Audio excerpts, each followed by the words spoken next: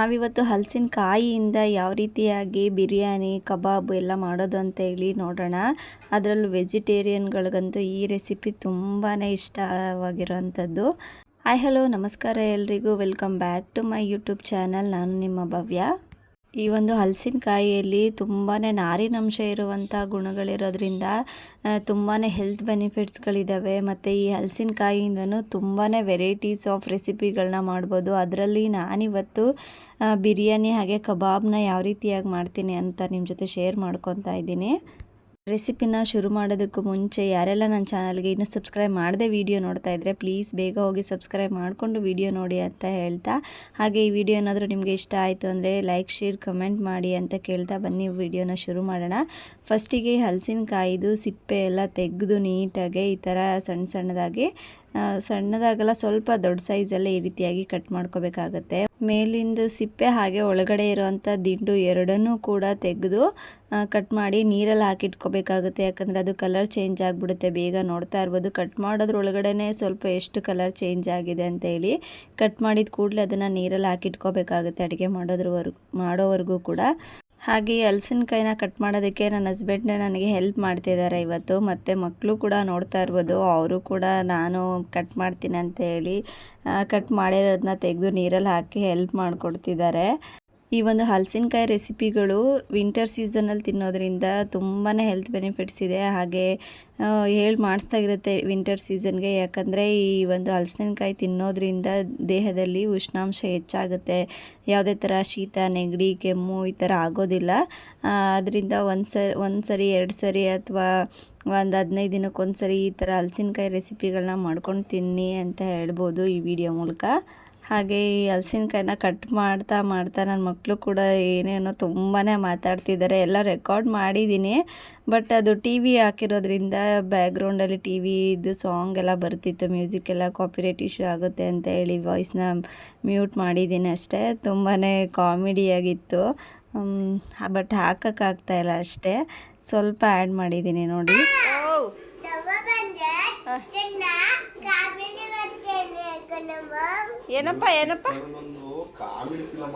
ಏನಮ್ಮ ಚೆರಿ ಚಿಕ್ಕಣ್ಣ ಏನು ಮಾಡ್ತಾರೆ?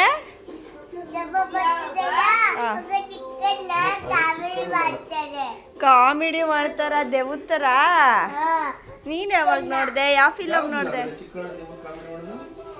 ಇಲ್ಲಿ ನೋಡ್ತಾ ಇರ್ಬೋದು, ಎಲ್ಲ ಕಟ್ ಮಾಡಿದಾದಮೇಲೆ ಈ ರೀತಿಯಾಗಿ ಕಾಣ್ತಾ ಇದೆ. ಈ ಸೈಜಲ್ಲಿ ಕಟ್ ಮಾಡ್ಕೊಂಡಿದ್ದೀನಿ. ಸ್ವಲ್ಪ ದೊಡ್ಡ ಸೈಜಲ್ಲೇ ಕಟ್ ಮಾಡಿಕೊಂಡ್ರೆ ಚೆನ್ನಾಗಿರುತ್ತೆ. ಬೇಗನೆ ಬೆಂದ್ಕೊಳ್ಳುತ್ತೆ. ಚೆನ್ನಾಗಿ ಬೇಯಿಸ್ಬೇಕು ಅನ್ನೋದೆಲ್ಲ ಏನಿಲ್ಲ, ಬೇಗ ಬೆಂದ್ಕೊಳ್ಳುತ್ತೆ ದೊಡ್ಡ ಸೈಜಲ್ಲಿ ಕಟ್ ಮಾಡಿಕೊಂಡ್ರು ಕೂಡ. ಮತ್ತು ಈ ರೆಸಿಪಿನ ಪೂರ್ತಿಯಾಗಿ ನೋಡಿ, ಎಲ್ಲ ಸ್ಕಿಪ್ ಮಾಡೋದಕ್ಕೆ ಹೋಗ್ಬೇಡಿ. ಸ್ಕಿಪ್ ಮಾಡಿದ್ರೆ ಅರ್ಥ ಆಗಲ್ಲ ರೆಸಿಪಿ ಯಾವ ರೀತಿ ಮಾಡೋದು ಹೇಗೆ ಅಂತ ಹೇಳಿ.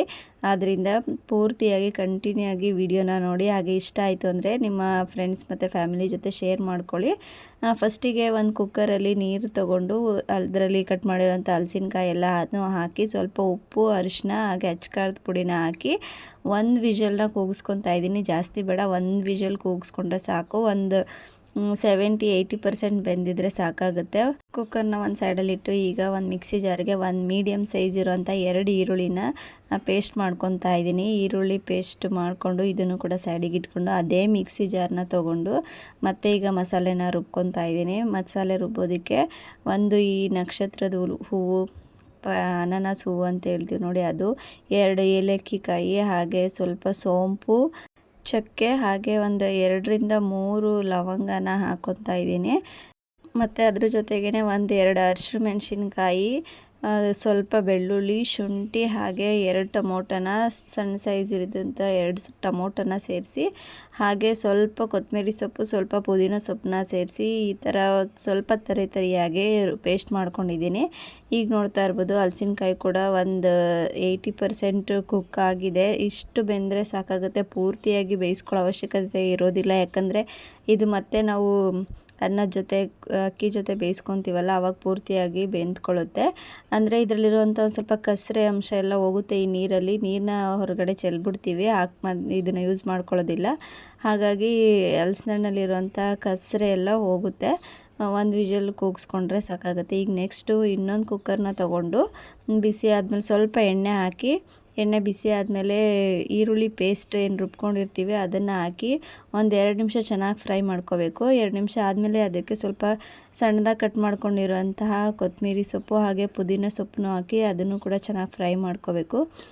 ನೆಕ್ಸ್ಟ್ ಅದಕ್ಕೇ ರುಬ್ಕೊಂಡಿರುವಂತಹ ಮಸಾಲೆ ಏನಿತ್ತು ಗ್ರೀನ್ ಪೇಸ್ಟ್ ಅದನ್ನು ಕೂಡ ಹಾಕಿ ಒಂದು 4ರಿಂದ 5 ನಿಮಿಷ ಮೀಡಿಯಮ್ ಫ್ಲೇಮಲ್ಲೇ ಅದು ಪೂರ್ತಿಯಾಗಿ ಎಣ್ಣೆ ಬಿಡೋವರೆಗೂ ಈ ಥರನೇ ಬೇಯಿಸ್ಕೋಬೇಕು. ನೋಡ್ತಾ ಇರ್ಬೋದು ಈಗ ಎಷ್ಟು ಚೆನ್ನಾಗಿ ಎಣ್ಣೆ ಎಲ್ಲ ಬಿಟ್ಕೊಂಡಿದೆ. ಈ ಟೈಮಿಗೆ ನಾವು ಬೇಯಿಸಿ ಎತ್ತಿಟ್ಕೊಂಡಿದ್ವಲ್ಲ ಅದು ಹಲಸಿನಕಾಯಿ, ಅದನ್ನು ಸೇರಿಸ್ಕೊತಾ ಇದ್ದೀನಿ. ಹಲಸಿನಕಾಯಿನೆಲ್ಲ ಸೇರಿಸ್ಕೊಂಡು ಚೆನ್ನಾಗಿ ಒಂದ್ಸಲ ಮಿಕ್ಸ್ ಮಾಡಬೇಕು. ಮಿಕ್ಸ್ ಮಾಡಿದಾದಮೇಲೆ ಇದಕ್ಕೆ ಸ್ವಲ್ಪ ಡ್ರೈ ಸ್ಪೈಸಸ್ನೆಲ್ಲ ಹಾಕ್ಕೊಳ್ಳೋದಿರುತ್ತೆ. ಚೆನ್ನಾಗಿ ಒಂದ್ಸಲ ಮಿಕ್ಸ್ ಮಾಡ್ಕೋಬೇಕು. ಈಗ ಇದಕ್ಕೆ ಒಂದು ಚಮಚದಷ್ಟು ಚಿಲ್ಲಿ ಪೌಡರು, ಹಾಗೆ 1 ಚಮಚದಷ್ಟು ಗರಂ ಮಸಾಲ, ಹಾಗೆ 1 ಚಮಚದಷ್ಟು ಧನಿಯಾ ಪೌಡರು, ಹಾಗೆ 1-2 ಚಮಚದಷ್ಟು ಮೊಸರನ್ನ ಹಾಕಿ ಚೆನ್ನಾಗಿ ಮಿಕ್ಸ್ ಮಾಡಬೇಕು. ಮಿಕ್ಸ್ ಮಾಡ್ಕೊಂಡಿದ್ದಾದಮೇಲೆ ಇದಕ್ಕೆ ಸೈಡಲ್ಲಿ ನೀರನ್ನ ಕಾಯೋದಕ್ಕೆ ಇಟ್ಕೊಂಡಿದ್ದೆ, 2 ಗ್ಲಾಸಷ್ಟು ನೀರನ್ನ, ಅದನ್ನು ಕೂಡ ಸೇರಿಸ್ಕೊತೀನಿ ಇವಾಗ. ಅಂದರೆ 1 ಗ್ಲಾಸ್ ಅಕ್ಕಿನ ತಗೊತಾ ಇದ್ದೀನಿ, ಹಾಗಾಗಿ 2 ಗ್ಲಾಸ್ ನೀರನ್ನ ಹಾಕ್ಕೊತಾ ಇದ್ದೀನಿ. ಬಿಸಿ ಮಾಡಿ ಆದರೂ ಹಾಕೋದಿಲ್ಲ, ಹಾಗೆ ಸೇರಿಸ್ಕೊಂಡು ಕುದಿಸ್ಕೋಬೋದು. ನಾನು ಬಿಸಿ ಮಾಡಿ ಹಾಕ್ಕೊಂಡಿದ್ದೀನಿ. ಈ ಟೈಮಲ್ಲಿ ಇದಕ್ಕೆ ರುಚಿಗೆ ತಕ್ಕಷ್ಟು ಉಪ್ಪನ್ನು ಕೂಡ ಹಾಕ್ಕೊಂಡು ಚೆನ್ನಾಗಿ ಮಿಕ್ಸ್ ಮಾಡ್ಕೊತಾ ಇದ್ದೀನಿ. ಈ ನೀರು ಒಂದು ಕುದಿ ಬರಬೇಕು. ಒಂದು ಕುದಿ ಬಂದ ಮೇಲೆ 1-2 ಸರಿ ತೊಳೆದಿಟ್ಕೊಂಡಿರೋಂಥ ಅಕ್ಕಿನ ಈಗ ಇದಕ್ಕೆ ಸೇರಿಸ್ಕೊತಾ ಇದ್ದೀನಿ. ಅಕ್ಕಿ ಎಲ್ಲ ಹಾಕ್ಕೊಂಡಿದ್ದಾದಮೇಲೆ ಚೆನ್ನಾಗಿ ಮಿಕ್ಸ್ ಮಾಡಿ ಇದಕ್ಕೆ ಒಂದು ಚಿಕ್ಕ ಗಾತ್ರದಷ್ಟು ನಿಂಬೆಹಣ್ಣನ್ನು ಹಾಕ್ಕೊತೀನಿ. ನಿಂಬೆಹಣ್ಣು ಹಾಗೆ 1 ಸ್ಪೂನ್ ತುಪ್ಪನ ಹಾಕಿ ನೀಟಾಗಿ ಮಿಕ್ಸ್ ಮಾಡಿ ಲಿಡ್ ಕ್ಲೋಸ್ ಮಾಡಿ 1-2 ವಿಷಲ್ ಕೂಗಿಸ್ಕೊಂಡ್ರೆ ಬಿರಿಯಾನಿ ರೆಡಿಯಾಗಿ ಹೋಗ್ಬಿಡುತ್ತೆ. ಮತ್ತು ಈ ಟೈಮಲ್ಲೇ ಸ್ವಲ್ಪ ನೀರನ್ನ ಟೇಸ್ಟ್ ಮಾಡಿ ಉಪ್ಪು ಸಪ್ಪೆ ಏನಾದರೂ ಇತ್ತು ಅಂದರೆ ಅಡ್ಜಸ್ಟ್ ಮಾಡ್ಕೋಬೋದು. ಸಪ್ಪೆ ಇತ್ತಂದರೆ ಉಪ್ಪು ಹಾಕ್ಕೋಬೋದು. ಖಾರ ಬೇಕನ್ಸಿದ್ರು ಕೂಡ ಖಾರನೂ ಕೂಡ ಆ್ಯಡ್ ಮಾಡ್ಕೋಬೋದು. ಚಿಲ್ಲಿ ಪೌಡರ್ನ ಏನೇ ಟೇಸ್ಟ್ ಬೇಕಂದ್ರೆ ಈ ಟೈಮಲ್ಲಿ ಅದನ್ನು ಆ್ಯಡ್ ಮಾಡ್ಕೋಬೇಕು. ಹಾಗೆ 1 ಸ್ಪೂನ್ ತುಪ್ಪ ಹಾಕೋದ್ರಿಂದ ಒಂಥರ ಬೇರೆ ಟೇಸ್ಟೇ ಕೊಡುತ್ತೆ ಬಿರಿಯಾನಿ ಅಂತಲೇ ಹೇಳ್ಬೋದು. ತುಪ್ಪನೂ ಹಾಕಿ ನೀರೆಲ್ಲ ಸ್ವಲ್ಪ ಕಡಿಮೆ ಆದಮೇಲೆ ಗಟ್ಟಿ ಆಗ್ತಾ ಇದೆ ಅನ್ನುವಾಗ ಲಿಡ್ನ ಕ್ಲೋಸ್ ಮಾಡಿ 1 ವಿಷಲ್ ಕೂಗಿಸಿದ್ರೆ ಸಾಕಾಗುತ್ತೆ. ಮುಂಚೆನೇ ಲಿಡ್ ಕ್ಲೋಸ್ ಮಾಡಿಬಿಟ್ರೆ ಅದು ತಳ ಹಿಡಿದ್ಬಿಡುತ್ತೆ. ಹಾಗಾಗಿ ಸ್ವಲ್ಪ ನೀರೆಲ್ಲ ಕಡಿಮೆ ಆದಮೇಲೆ ಲಿಡ್ ಕ್ಲೋಸ್ ಮಾಡಿದ್ರೆ ತಳ ಏನೂ ಹಿಡಿಯೋದಿಲ್ಲ, ಚೆನ್ನಾಗಿರುತ್ತೆ. ಅದನ್ನು ಬೇಯೋದಕ್ಕಿಟ್ಟು ಈಗ ನೆಕ್ಸ್ಟ್ ಈ ಕಡೆ ಕಬಾಬ್ ಮಾಡ್ಕೊಳ್ಳೋದಕ್ಕೆ ಒಂದು ಪಾತ್ರೆನ ತೊಗೊಂಡು ಅದಕ್ಕೆ 1-2 ಸ್ಪೂನಷ್ಟು ಕಾರ್ನ್ಫ್ಲೋರ್ನ ಹಾಕ್ಕೊಂಡಿದ್ದೀನಿ. ಕಾರ್ನ್ಫ್ಲೋರು ಹಾಗೆ 1 ಸ್ಪೂನಷ್ಟು ಚಿಲ್ಲಿ ಪೌಡರು, 1 ಸ್ಪೂನಷ್ಟು ಗರಂ ಮಸಾಲ, ಹಾಗೆ 1 ಸ್ಪೂನಷ್ಟು ಶುಂಠಿ ಬೆಳ್ಳುಳ್ಳಿ ಪೇಸ್ಟು, ಮತ್ತು ಕರಿಬೇವಿನ ಸೊಪ್ಪು 1-2 ಎಸಳು ಕರಿಬೇವಿನ ಸೊಪ್ಪು, ಮತ್ತು ರುಚಿಗೆ ತಕ್ಕಷ್ಟು ಉಪ್ಪನ್ನ ಹಾಕಿ ಹಾಗೆ ಡ್ರೈಯಾಗಿ ಒಂದ್ಸಲಿ ಮಿಕ್ಸ್ ಮಾಡ್ಕೊತೀನಿ. ಸ್ವಲ್ಪ ನಿಂಬೆಹಣ್ಣು ರಸ ಕೂಡ ಸೇರಿಸ್ಕೊತಾ ಇದ್ದೀನಿ. ಮಿಕ್ಸ್ ಮಾಡಿಕೊಂಡು ನೀರೇನಾದರೂ ಬೇಕು ಅಂತ ಅನಿಸಿದ್ರೆ ಸ್ವಲ್ಪ ನೀರನ್ನ ಆ್ಯಡ್ ಮಾಡಿಕೊಂಡು ಚೆನ್ನಾಗಿ ಮಿಕ್ಸ್ ಮಾಡಿ ಒಂದು ಪೇಸ್ಟ್ ರೀತಿ ರೆಡಿ ಮಾಡಿ ಇಟ್ಕೋಬೇಕು. ನೋಡ್ತಾ ಇರ್ಬೋದು ಎಷ್ಟು ಬೇಕೋ ಅಷ್ಟು ಮಾತ್ರ ನೀರನ್ನ ಹಾಕೋಬೇಕು. ಜಾಸ್ತಿ ತೆಳುಗೆಲ್ಲ ಮಾಡ್ಕೊಳ್ಬಾರ್ದು, ಅದು ಅಂಟಲ್ಲ ಆವಾಗ. ಹಾಗಾಗಿ ಇದಕ್ಕೆ ಏನಾದರೂ ಮೊಟ್ಟೆ ಕೂಡ ಬೇಕು ಅನಿಸಿದ್ರು ಕೂಡ ಮೊಟ್ಟೆ ಕೂಡ ಹಾಕ್ಕೋಬೋದು. ನಾನಿಲ್ಲಿ ಮೊಟ್ಟೆನ ಹಾಕಿಲ್ಲ, ಸ್ಕಿಪ್ ಮಾಡಿದ್ದೀನಿ. ಬೇಕನ್ಸಿದ್ರೆ ಮೊಟ್ಟೆ ಕೂಡ ಹಾಕಿ ಇದನ್ನು ನೀಟಾಗಿ ಮಿಕ್ಸ್ ಮಾಡ್ಕೋಬೇಕಾಗತ್ತೆ. ಈಗ ಉಪ್ಪು ಮತ್ತು ನೀರನ್ನ ಹಾಕಿ ಬೇಯಿಸ್ಕೊಂಡಿರೋ 1 ವಿಷಲ್ ಕೂಗಿಸ್ಕೊಂಡಿರೋಂಥ ಹಲಸಿನಕಾಯಿನ ಹಾಕಿ ಚೆನ್ನಾಗೇ ಮಿಕ್ಸ್ ಮಾಡ್ಕೋಬೇಕು. ಈ ಒಂದು ಪೇಸ್ಟ್ ಜೊತೆ ಚೆನ್ನಾಗಿ ಮಿಕ್ಸ್ ಮಾಡಿದ್ದಾದಮೇಲೆ ಒಂದು ಅರ್ಧ ಗಂಟೆ ಹಾಗೆ ಹೊರಗಡೆನೇ ಇಡ್ಬೋದು, ಇಲ್ಲ ಒಂದು 10 ನಿಮಿಷ 15 ನಿಮಿಷ ಫ್ರಿಜ್ಜಲ್ಲಿ ಇಟ್ಟರು ಕೂಡ ಆಗುತ್ತೆ.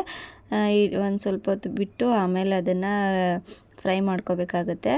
ಈಗಿಲ್ಲಿ ನೋಡ್ತಾ ಇರ್ಬೋದು ನೀವು ಬಿರಿಯಾನಿ ಎಷ್ಟು ಚೆನ್ನಾಗಿ ರೆಡಿ ಆಗಿದೆ ಅಂತ ಹೇಳಿ. ಈಗ ಸ್ವಲ್ಪ ಈ ಥರ ಕಾಣ್ತಾ ಇದೆ, ಉದುರಾಗಿಲ್ಲ ಅಂತ. ಬಟ್ ಇದು ತಣ್ಣಗಾದ್ಮೇಲೆ ಬಿಸಿ ಇರೋದಕ್ಕೋಸ್ಕರ ಈ ಥರ ತಣ್ಣಗಾದ್ಮೇಲೆ ಚೆನ್ನಾಗಿ ಉದುರಾಗಿ ಬಂದಿರುತ್ತೆ. ತೋರಿಸ್ತೀನಿ ನಿಮಗೆ. ಇದು ತುಂಬಾ ಚೆನ್ನಾಗಿತ್ತು. ಯಾವುದೇ ಥರ ಚಿಕನ್ ಬಿರಿಯಾನಿಗೂ ಯಾವುದಕ್ಕೂ ಕಮ್ಮಿ ಇಲ್ಲ ಅನ್ನೋ ರೀತಿಯಲ್ಲಿತ್ತು ಟೇಸ್ಟು. ಒಂದ್ಸಲ ಟ್ರೈ ಮಾಡಿ ನೋಡಿ ನೀವು ಕೂಡ. ಸೇಮ್ ಚಿಕನ್ ಬಿರಿಯಾನಿ ಯಾವ ರೀತಿಯಾಗಿರುತ್ತೆ ಅದೇ ರೀತಿಯಾಗೇ ಇರುತ್ತೆ. ತುಂಬಾ ಚೆನ್ನಾಗಿತ್ತು. ಎಲ್ಲರೂ ಕೂಡ ಇಷ್ಟಪಟ್ಟು ತಿಂದರು.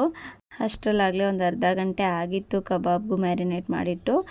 ಎಣ್ಣೆ ಕಾಯೋದಕ್ಕೆ ಇಟ್ಕೊಂಡು ಎಣ್ಣೆ ಬಿಸಿ ಆದಮೇಲೆ ಒಂದೊಂದಾಗೆ ಈ ಕಬಾಬ್ದು ಏನು ಕಲಸಿಟ್ಕೊಂಡಿದ್ವಿ ಅದನ್ನು ಕೂಡ ಹಾಕ್ಕೊತಾ ಇದ್ದೀನಿ. ಎಣ್ಣೆ ಚೆನ್ನಾಗಿ ಕಾದಿರಬೇಕು, ಆವಾಗ ಹಾಕಿದ್ರೆ ಎಣ್ಣೆ ಎಲ್ಲ ಜಾಸ್ತಿ ಅಬ್ಸರ್ವ್ ಮಾಡ್ಕೊಳ್ಳೋದಿಲ್ಲ ಆ ಒಂದು ಕಬಾಬು.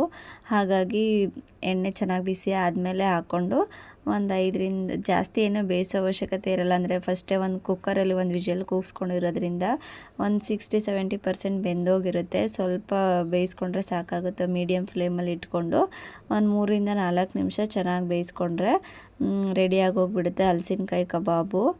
ಟೇಸ್ಟ್ ಮಾತ್ರ ಹೇಳೋದೇ ಬೇಡ. ಯಾವ ರೀತಿಯಾಗಿತ್ತು ಅಂದರೆ ಸೇಮ್ ಚಿಕನ್ ಥರನೇ ಇತ್ತು. ಚಿಕನ್ನೇ ತಿಂತಿದ್ದೀವೇನೋ ಅಂತ ಅನಿಸ್ತಾ ಇರುತ್ತೆ. ಅದ್ರ ಒಳಗಡೆ ಲೇಯರ್ ಥರ ಇರೋದಕ್ಕೂ ತೋರಿಸ್ತೀನಿ ಲಾಸ್ಟಲ್ಲಿ ಯಾವ ರೀತಿಯಾಗಿರುತ್ತೆ ಒಳಗಡೆ ಅಂತ. ಚಿಕನ್ ಪೀಸ್ ಥರನೇ ಇರುತ್ತೆ ಲೇಯರ್ ಆಗಿ. ಒಂದು 2 ಸರಿ ಆಗಿತ್ತು ಇದು. 2 ಸರಿನೂ ಕೂಡ ಎಣ್ಣೆಲ್ಲಿ ಹಾಕಿ ಚೆನ್ನಾಗೇ ಕರ್ಕೊಂಡು ಸೈಡಿಗೆ ಎತ್ತಿಟ್ಕೊತೀನಿ.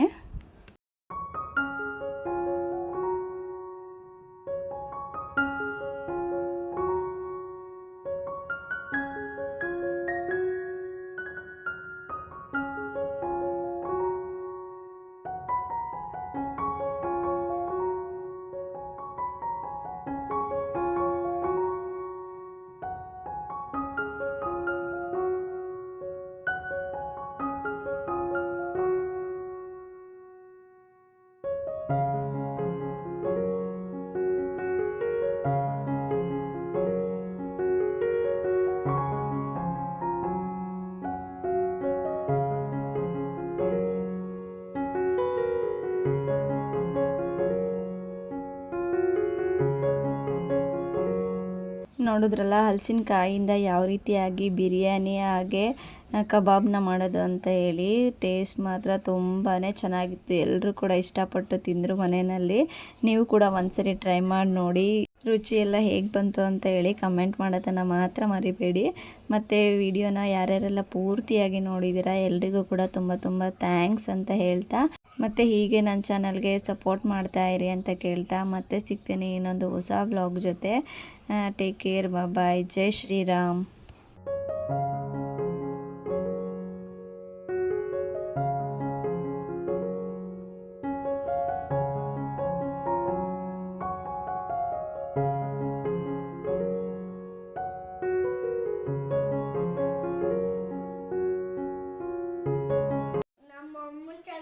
ಪ್ಲೀಸ್ ಲೈಕ್ ಮಾಡಿ, ಶೇರ್ ಮಾಡಿ, ಸಬ್ಸ್ಕ್ರೈಬ್ ಮಾಡಿಕೊಂಡು ಫಾಲೋ ಮಾಡಿ.